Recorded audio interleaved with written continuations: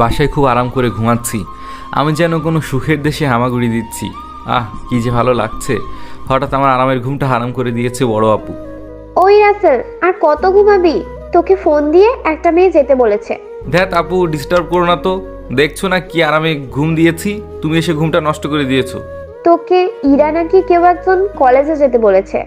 এত ঢং করার কি আছে? বললে তো হতো তোমার বান্ধবী ডাকছে। ওইখানে ইরা নামটা দেওয়া কি আছে? আমি এখন কোথাও যাচ্ছি না, আমি ঘুমাবো। ঘুম থেকে উঠে একটা কাজ আছে, কাজে যাব। আপু আর কিছু না বলে চলে গেছে। আমিও আরামের ঘুম দিলাম। ঘুম থেকে উঠে ফ্রেশ হয়ে হালকা নাস্তা করে বের হয়ে পড়লাম বন্ধুদের আড্ডাখানায়। কিরে মামা, তোর আসতে এতক্ষণ লাগে? শালা, রাস্তার মধ্যে কি তোর আব্বু আমার আনার জন্য হাইস্টুক গাড়ি পাঠিয়েছে যে আমি ওটা করে চলে আসবো? শালা। আরে মামা থাম, আমার বাবার টাকা নাই তো কি হয়েছে, ভাবি তো আছে, ভাবিকে বলে দেয় তোর জন্য একটা গাড়ি পাঠাতে। ওই, তার কথা বা নাম আমার সামনে উচ্চারণ করবি না। যদি করিস তাহলে তোদের কি হাল করবো তা আমি নিজেও জানি না। কথাগুলো একটু চিৎকার দিয়ে বললাম। কি হয়েছে বলতো? কয়েকদিন ধরে দেখছি তুই কলেজেও যাচ্ছিস না, আবার ওইদিকে ইরাও তোকে খুঁজতেছে। আসলে তোদের সাথে হয়েছেটা কি? ধ্যাত, আমার সাথে তার কি হবে? সেই তো আমার কেউ না। কোথায় আমি একটা ছোট লোকের বাচ্চা, আর কোথায়ও বড় লোকের বাচ্চা। যাই হোক, এখন কি করব তাই বল। তোকে কথা কাটাতে হবে না, বলতো কি হয়েছে? তেমন কিছু না, তার সাথে ব্রেকআপ করেছি। কিছুটা হেসে বললাম যাতে তারা সন্দেহ করতে না পারে। ব্রেকআপ করার কারণ কি? বেটা, তুই না একটু প্রশ্ন বেশি করিস। তোকে পুলিশের জব নিতে হবে। আমার কথা শুনে সবাই হেসে দিল। তারপরে সবাই রাত 10টায় আড্ডা দিলাম। আড্ডা দিয়ে বাসায় চলে আসলাম। বাসায় এসে ফ্রেশ হয়ে সবার সাথে ডিনার করলাম। রুমে শুয়ে পড়লাম। কিছুক্ষণ পরে আমার রুমে কারো আসার উপলব্ধি করতে পারলাম। আমি ফিরে তাকিয়ে দেখলাম আপু আসছে। কিরে, ঘুম আসতেছে না? ঘুম আসবে না কেন? আচ্ছা যাই হোক, যেই জন্য আসলাম, তোর মোবাইল কোথায়? মোবাইল নষ্ট হয়ে গেছে। মিথ্যা কথা বলেছি। তারপর আপু চলে গেছে। সকালে ঘুম ভাঙলো। উঠে ফ্রেশ হয়ে ব্রেকফাস্ট করে ব্যাগটা কাঁধে নিয়ে কলেজে চলে আসলাম। কলেজে এসে দেখতে পেলাম ইরা মুখ কালো করে মাঠের আম গাছের কাছে বসে আছে।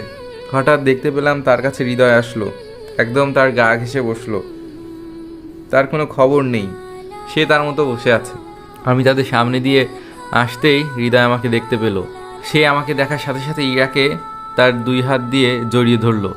হঠাৎ ইরা মাথা উঠিয়ে দেখলো। একবার হৃদয়ের দিকে তাকিয়ে আরেকবার রাস্তার দিকে তাকিয়ে দেখলো আমাকে।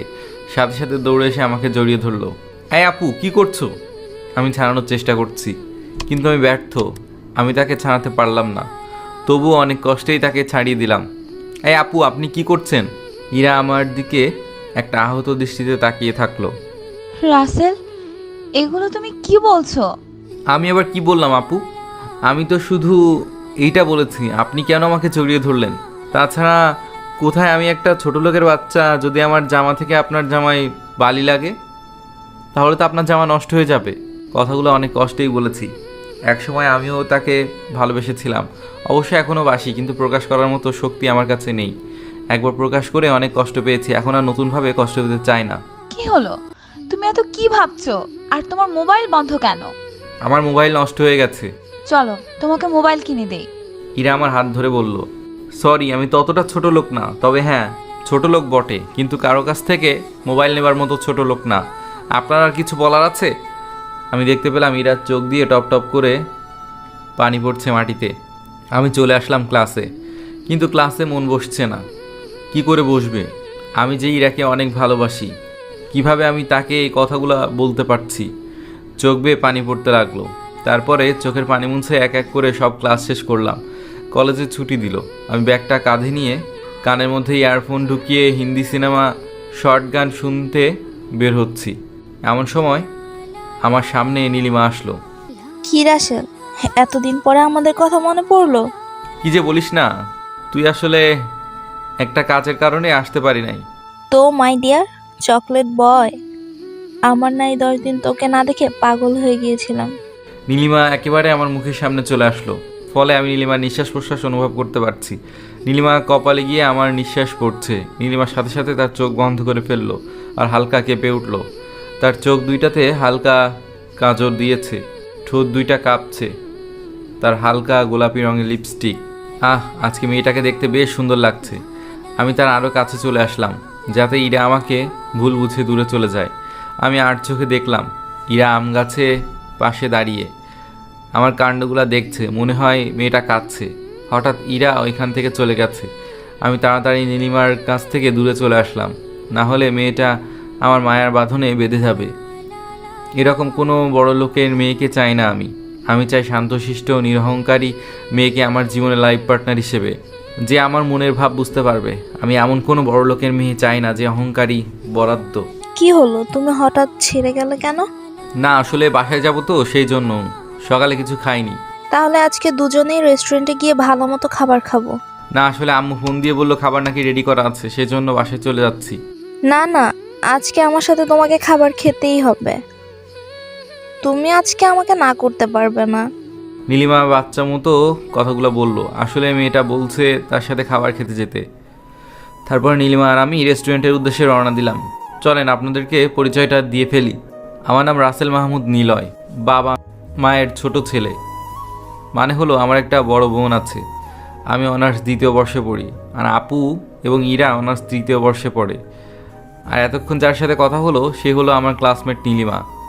আমি তার মনের ভাব বুঝতে পারছি, কিন্তু একটু একটু মনে হয় সে আমাকে ভালোবেসে ফেলেছে, কিন্তু কখনো আমাকে সে তার মনের কথাগুলো বলেনি। আর কিছুক্ষণ আগে যে আম গাছের নিচ থেকে কান্না করে চলে গেল সে হলো আমার বড় আপু বান্ধবী। তারও আরও একটা পরিচয় আছে, সে আমার গার্লফ্রেন্ডও বটে।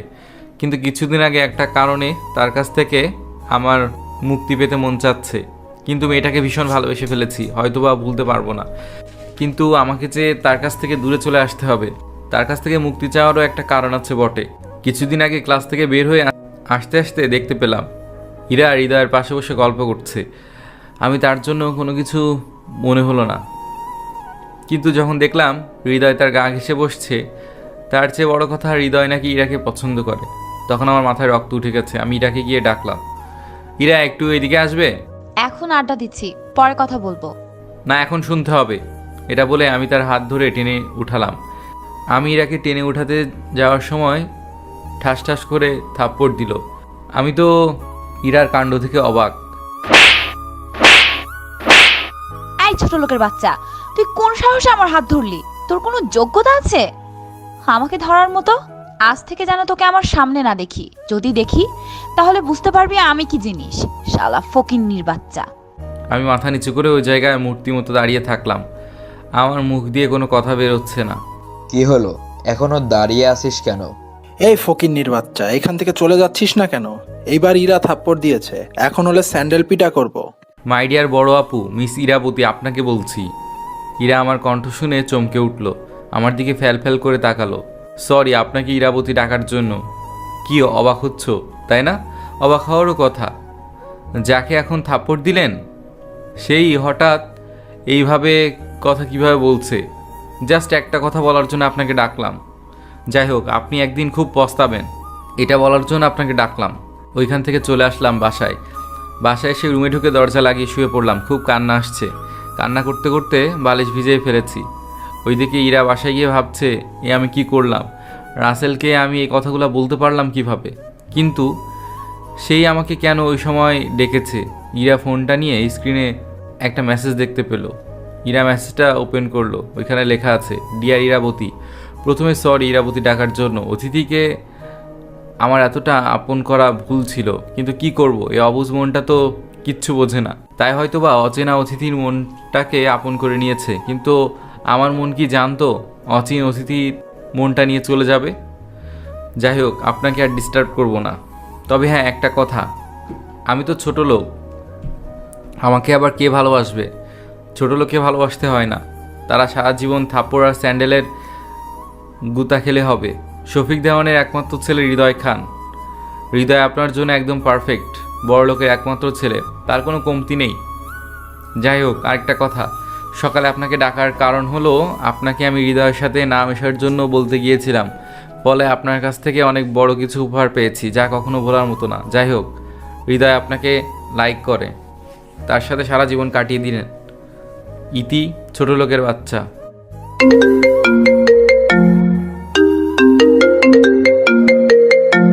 সাথে সাথে ইরা রাসেলকে কল দিল, কিন্তু ব্যস্ত বলছে। ইরা আর বুঝতে বাকি ছিল না রাসেল তাকে ব্ল্যাকলিস্টে ঢুকিয়ে দিয়েছে।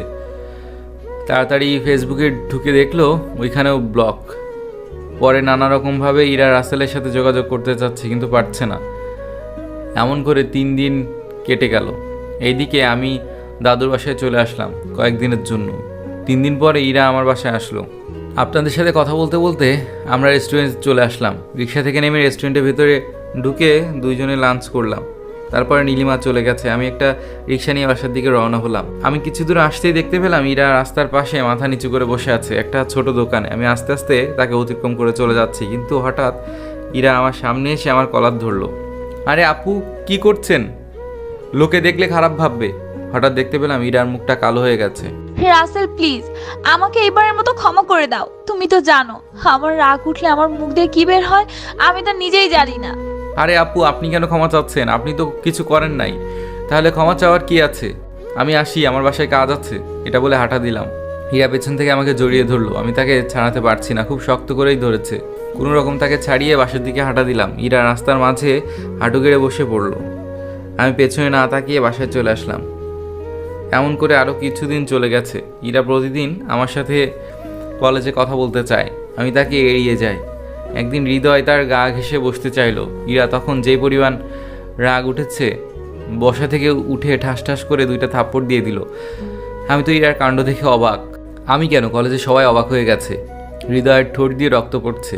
এই ছোট লোকের বাচ্চা, আজ থেকে যেন তোকে আমার আশেপাশে আর না দেখি। এখন আমার চোখের সামনে থেকে সর।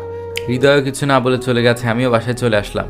রাতে টেবিলে বসে বসে পড়ছি, এমন সময় আপুর মোবাইলে কল আসলো।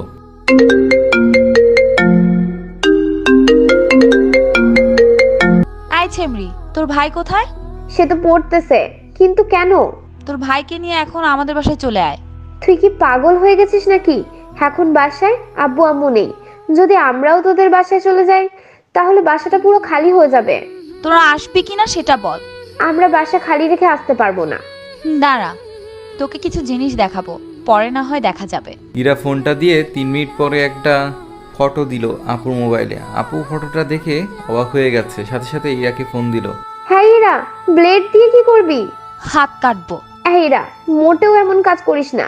তাহলে এখনই তুই রাসেলকে নিয়ে আমাদের বাসায় চলে আয়। কিন্তু কোনো কিন্তু নয়, তুই এখনই আমাদের বাসায় চলে আয়। আপু ফোনটা কেটে দিয়ে আমার রুমে চলে আসছে। আমি আবার আমার পড়ায় মন দিলাম। আপু এসে বলল, রাসেল চল আমার সাথে। কোথায় যাও আপু? এত কথা না বলে বাইকটা বের কর, চল। ও আর কথা না বাড়িয়ে বাইকটা বের করলো। আপু বাইকে উঠে বসলো। আমি বাইকটা স্টার্ট দিলাম। আপুর কথা মতো বাইক নিয়ে যাচ্ছি। প্রায় 20 মিনিট পরে আমি ইরার বাসায় আসলাম। আমি তো অবাক হয়ে গেছি। আপু, আমরা ইরা আপুর বাসায় কেন আসলাম? এখন ইরা আপু হচ্ছে, তাই না? আপু লাগছে তো, না গেলে হয় না আপু? তুই ভিতরে যাবি নাকি অন্য ব্যবস্থা করতে হবে? থাক চলো। তারপরে চলে আসলাম বাসার ভেতরে। বাসার ভেতরে এসে তো আমি আর আপু অবাক, কারণ আব্বু আম্মু কেন ইরার বাসায়। আমি আপুর পেছনে চলে আসলাম। ইরা আমাকে একটা রুমে নিয়ে আসলো, রুমটার দরজা লাগিয়ে দিল। আরে আপু, আপনি দরজা লাগিয়েছেন কেন? এই, আমি তোর কোন কালের আপু? হ্যাঁ, এখন এই কালের আপু আপনি আমার 1 বছরের সিনিয়র। রাসেল প্লিজ আমাকে এবারের মতো ক্ষমা করে দাও। আমি তোমার সব কথা মেনে চলবো। আমি চুপ করে থাকলাম। ইরা আমার চুপ করা দেখে চোখের পানি ছেড়ে দিল। মেয়েরা আর কিছু পারুক বা না পারুক, চোখের পানি কিন্তু ঠিকই ছাড়তে পারে। ইরা আমার পায়ের নিচে বসে পড়লো। আমি সাথে সাথে ইরাকে উঠালাম, বুকে জড়িয়ে ধরলাম। আমি আর তার উপর অভিমান করে থাকতে পারলাম না। তোমার জায়গা পায় না, তোমার জায়গা আমার এই বুকে। এই বুকটা শুধু তোমার জন্য। আমি তার কান্না দেখে, এই, তুমি কান্না করছো কেন? চলো এখন বাইরে যাই। আর কিছুক্ষণ থাকি না? ইরা কিছু না বলে আমাকে আরো শক্ত করে জড়িয়ে ধরলো। প্রায় কিছুক্ষণ পরে আমরা রুম থেকে বের হয়েছি, নিচে আসলাম। কি বৌমা, তোমাদের মান অভিমান শেষ হলো? ইরা তো লজ্জায় আমার বুকে মুখ লুকালো। আমিও লজ্জা পেলাম আম্মুর কথা শুনে। বড় আপুর আগে আমি বিয়ে করে ফেলছি। এত লজ্জা পেতে হবে না, আগামী 20 তারিখ তোমাদের বিয়ে। তারপর তারা উপরে চলে গেল। আমি আর ইরা নিচে বসে আছি। হ্যাঁ ইরা, আব্বু আম্মুকে কখন আসতে বলেছিস? আজকে বিকেলে আব্বু ফোন করে আসতে বলেছে। ভালো তো, আমার আগে তোদের বিয়ে হয়ে যাচ্ছে। আমি না হয় আরো 3-4 বছর সিঙ্গেল থাকবো। হ্যাঁ, ততদিনে আমরা মজা নেই। কি? আমি থাকতে তোদেরকে মজা নিতে কখনো দিব না, মনে রাখিস। দেখা যাবে।